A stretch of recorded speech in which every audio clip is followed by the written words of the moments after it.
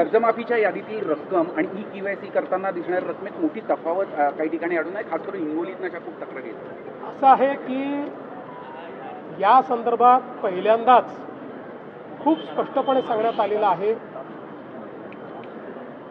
की काही accounts NPA होते. या NPA अकाउंट्समध्ये NPA असताना देखील बँकांनी त्याच्यामध्ये व्याज लावलं होतं. पण ज्यावेळेस बँकांची आमची चर्चा झाली त्यावेळी बँकांनी दोन गोष्टी कबूल केल्या.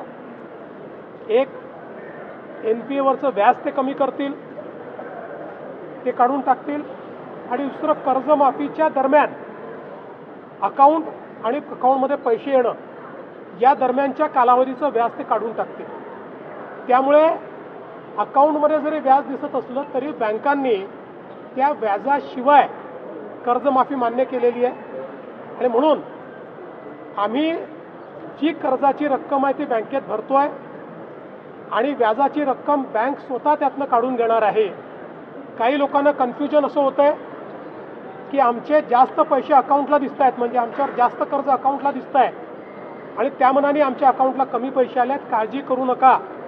2 लाखापर्यंतचा जो अकाउंट आहे या अकाउंटला पूर्ण पैसे आम्ही देणार आहोत. थँक्यू.